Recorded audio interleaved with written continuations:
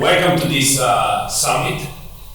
It's an honor to see early risers, and the stuff from early morning. And I'm gonna crack on and just to tell you about what is haute couture, what the hell it's got to do with the hospitality industry. Otherwise, you think I'm the guy selling ice cream, try to do an opening remarks. I started in hospitality 14th of August on 93. So that shows a bit of age. Unfortunately, I reached the big 5, the big 50, and with Regent for Seasons. And then and I finished my career about 4 years ago, following 11 years in consultancy, developing properties and what normally consultancy do, feasibility studies and all that. And I went back to my family business, which is got nothing to do with consulting, but it's got a lot to do with hospitality, which we manufacture F&E for the global hospitality, and so I won't bore you with that. So I won't try to wear my supplier hat. I leave it at home. But deep inside, I'm still a consultant, and I'm still an hotelier. And I look at the numbers every day. Even in my organization, when I went back to my father, which is 74, and say, hey, we want to create a R&D department focusing on studying the markets, the numbers, the occupancy. He looked at me like saying, stop smoking. And but I believe in numbers, and it is everything. I can stand in here and tell you all the good things, but your general manager, purchasing manager, directors, sales managers, you know your numbers. But I've always believed one thing. At one point we had about 37 hotels under asset management. And for me, what made the difference is the ordinary employee to the extraordinary employee. They were general managers, they were very sales-driven, independent of their background, and they would study the numbers and the source market more than they study the operations. And debatable, I leave it to them to say right or wrong, but their hotel did perform better than others. And even in times that difficult. I mean, before it was interesting, we were chatting to our friend from Qatar tourism, and it's true. If you look at Dubai, there were some times where a bucket of Kentucky Fried Chicken were more expensive than hotel room average rate. But that bucket saved a very big bucket, which is called the black hole. And so what I'm saying is, even at that price level, is damaging limitations. So, in my opinion, what Qatar has, as in my professional opinion, it's not my personal opinion, is has an opportunity that is tremendous, because he has the very first time, he has an opportunity to open up the door and has the same result that going back to Germany 2006, South Africa 2010, Brazil 2014, Russia and so forth. And you see the statistics are quite shocking. Well, everybody think that a mega sporting event in a typical location like London may bring benefit to that destination. It's actually reverse engineered, believe it or not. From a destination perception point of view, not from an economic contribution point of view. And I'll come into that. So Manas, me and IT don't get along, sorry. So, while they're putting up 3 slides, no point in having long stock bar, let's focus on the numbers, on what matters. And if you look at the previous editions of the World Cup, and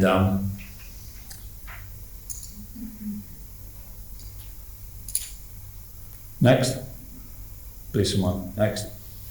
Okay.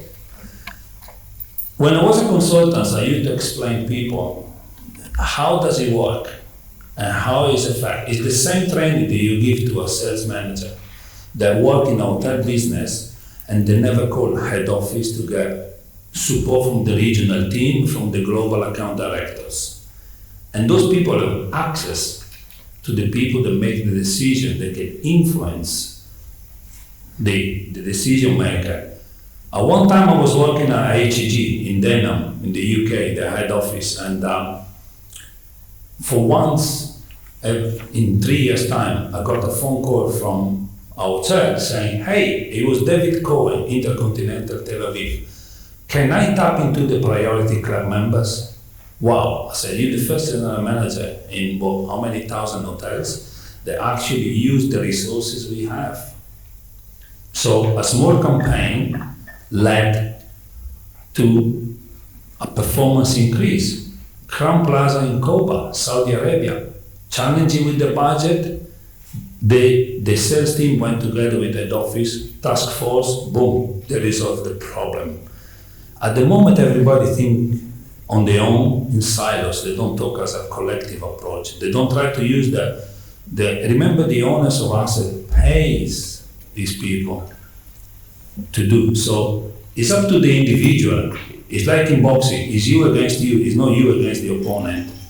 It's entirely up to you how you want to do it. And this is the same for the country. And it's the same in my business. So why I'm going practical? Because I'm not trying to be Einstein. It is, when we pay sponsorship to these guys of GBB, for example, to sponsor events, do a benefit more when I come to the conference, or do a benefit before or after? I benefit before and after. Why? Because in the lead up to the events, they normally spend, they're cheap, but somebody else spend a lot of money, to do promotions, social media, mail campaign. So you as a sponsor, your name is very visible. And that has a direct link to the potential attendees. When I come to the event, is what we call it the closing time. So people, you are Filippo from Couture, you are, the sales manager from Rotana, or you are the general manager there. So you close. So it's what we call it in consultancy, meeting 7 on the first encounter. So they know 7 things about you before even you enter the door. Rather than be a meeting number 1 that I know nothing about you, is a discovery approach, which is the first phase. So what does it mean for Qatar or for any hosting countries? The amount of promotions that the sponsors and the nations and the authorities do is what we call it gaining momentum. When they come here in Qatar, is the closing time. Why? Because me as a traveler, I have an experience. They know all the gurus now, they're talking about experiential travel. It's been there for donkey's years. It just now become fashion to talk about experiential travel. But the experience is very simple. How quick it is to do immigration, how quick I can get my bag, how quickly can I get to the hotel without traffic, and service. Then what I do, I go around the attractions. Guess what? The first 4 factors, beside the fact that you're going to a mega sports event, number 1 is climate, number 2 is local attraction, number 3 is service, number 4 is value for money. In order, and this is the same patterns from Germany 2006 and every mega event, not only FIFA World Cup, but Olympics, whatever fits in this period. So what does it mean? It means that you have a chance as a sales manager, as a director of sales, everybody, to capture your audience while they're here. When they come to the lion cage, that's when the battle starts. But before they come in, they can decide. When they're here, you play your part. Why? And I give you some very important statistic in a second. No, go back, stay there. So then the post-events is actually the more interesting from the individual hotel. Why? Because you have sales missions. I remember the old days with sales missions. We have trade fairs, ILTM in Cannes, you go all over the world. There are all the activities the Qatar Tourism Authority do internationally, you need to jump in there, but jump on the source market of your customers, not just for the sake of doing it, because this is where your strongest impact, quantifiable in 72% likely to be successful, is in the source market, the biggest source market during the World Cup time. May be different from your normal business mix, but this is the effect of a post mega sports event in a given destination. So, and that's what the brand impact is. Why there's a brand impact? When I used to go back to my office in the States, or even to my mom in Italy, and I used to talk about Saudi Arabia, for people that never been in there, they will see Saudi Arabia like, next to hell. And because they've never been, and they only listen what it says in the television. So if people are driven by media, they will only form an opinion of what the media says. But the moment you enter in the door, your subconscious disappear and your conscious appear, because you say, hey, I'm here now, let me see what's going on. So why do I tell you this? What I was saying before is that people that went to the London Olympics and they did a massive survey after the Olympics, the brand damage the Olympics did to the London is far greater than the economic impact that. You know why? Because every single respondent of 418,000 people, they said, first problem, travel inconvenience, too much traffic. Second problem they encounter, price inflation.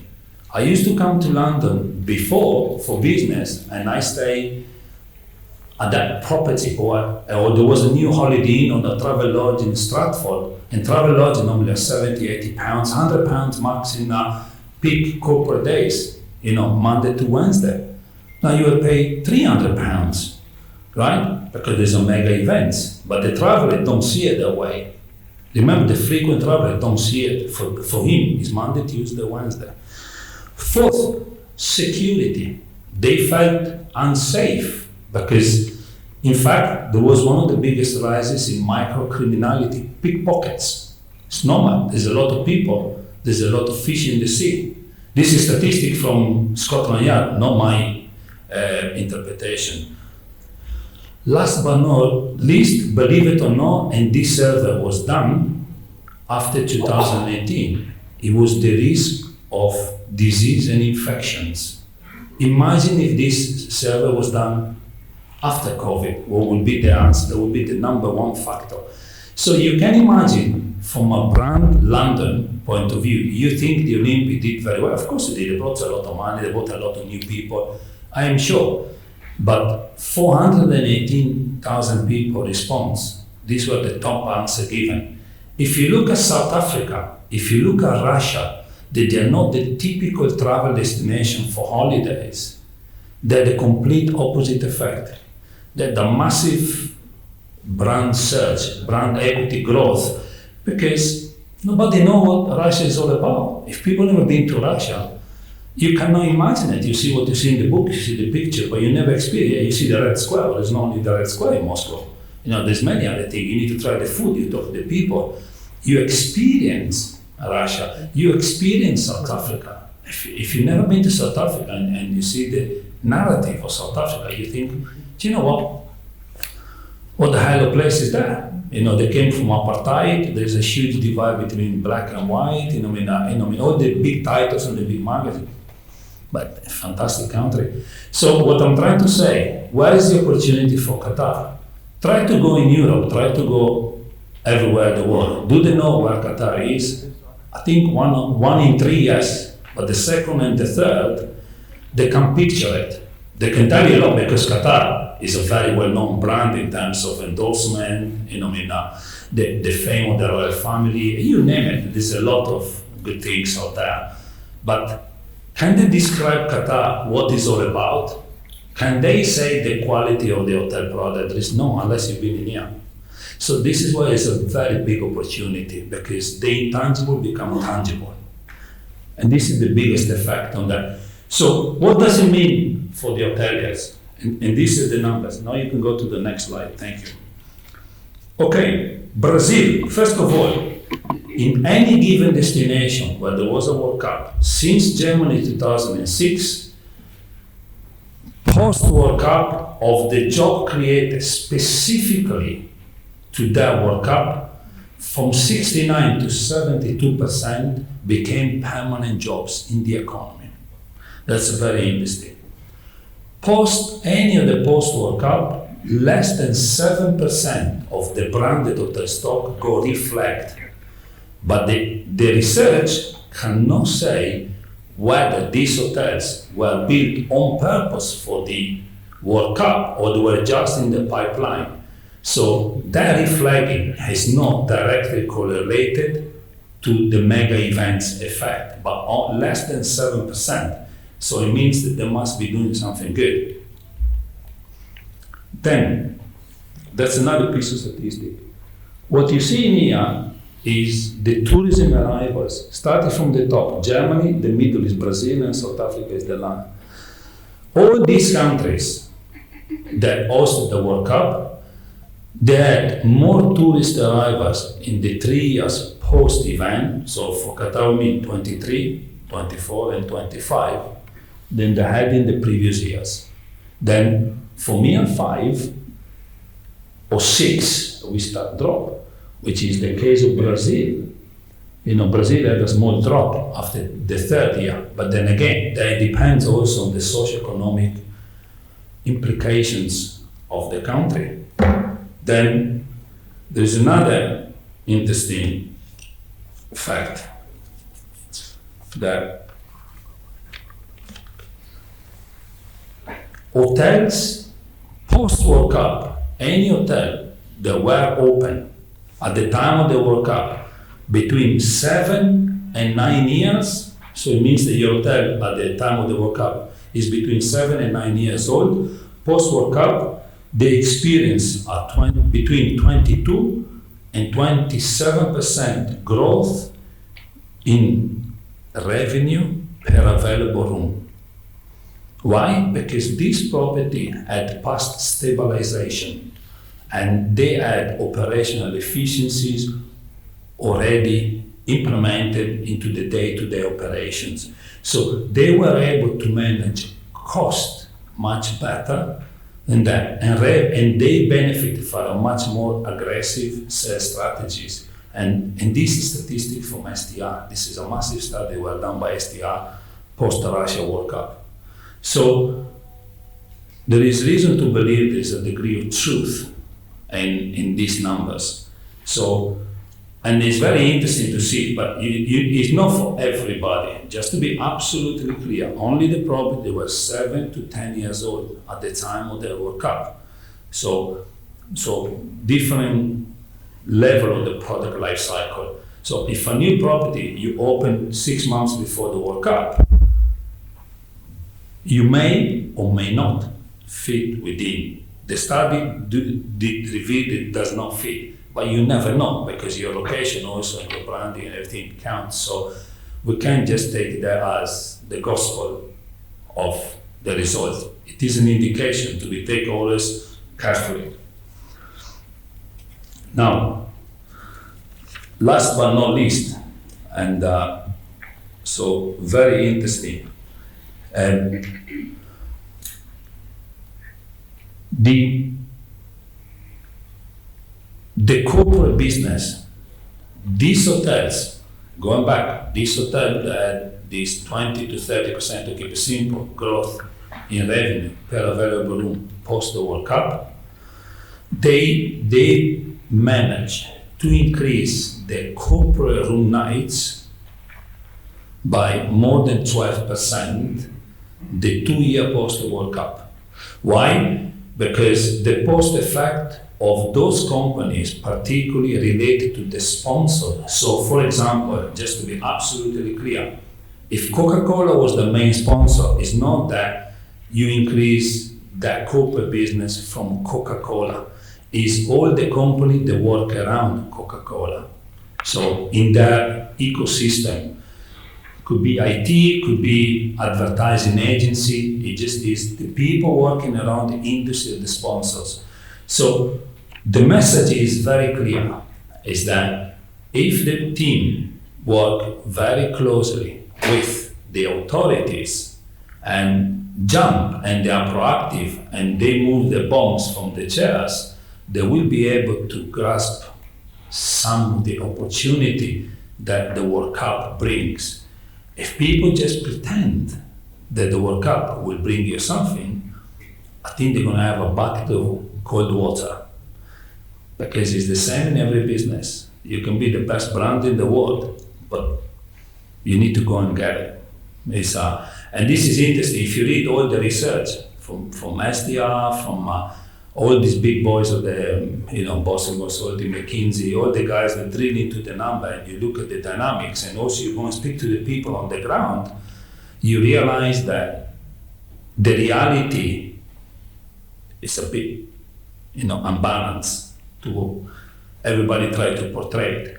So, and we were talking to the gentleman before, look at the difference between Qatar and Saudi Arabia. Again, no other country. In here you have a very small populations, and everything that's been built is been done in a rational way with world-class standard. Cannot deny that the brands, the asset, and the infrastructure, it is world-class. Saudi Arabia, there's 36 million people. So as long as you're able to capture your domestic tourism market, you're well off. And this is my gamble with the authority, and to say, hey, I think you are portraying a message that you want the entire world coming to Saudi Arabia.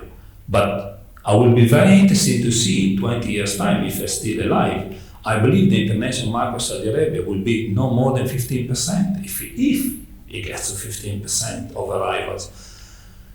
Again, international will be even outside GCC, and we have to include Makkah Medina, which is different. It's a totally different business. It's an economy in itself. And so it's domestic market, while Qatar, I don't think in the next 20 years they can get to 36 million, because you need to fit them somewhere. But so everything is being built is to accommodate others. And this is the interesting fact, which is exactly what the Dubai business model. There is an interesting research paper done by Boston Consulting Group called the star effect. And the star effect is simply plugging in each pieces of the star what is being developed to create all the infrastructure and attraction needed by a destination. And Qatar is on the way to do that. But personally speaking, is doing it in a much better way than it was done in the early years in the Emirates. Because in the early years in the Emirates, it was a sprint, the 100-meter sprint, rush, and now we see the cracks. So now it's phase 2. Same as Saudi Arabia is doing the same mistake. Again, I'm one of the board members of PIF in one of the company. So I speak very loudly with them, because I don't talk bullshit. I tell you how it is, and I tell you what I think, because it needs to be backed by fact and figures, not by opinions. If you go too fast and in steroids, you build a bodybuilder. Once bodybuilding is finished, you become like a sardine. It deflates. If you are a natural body and you get to the size that Mother Nature allows you to, you will stay nice and toned, and you don't need any plastic surgery to correct wrinkles. I might need some, but so same is the business in a country. And Qatar, so far, it is a natural and organic growth. Is only time will tell. I don't have the crystal ball, but I look what happened in other countries, and particularly in a country we've been living for 12, 13 years. So I feel it, because I also have to pay the cost of it. The rising cost of living is astronomical. To go from my house to my office is the same route for the past 12 years.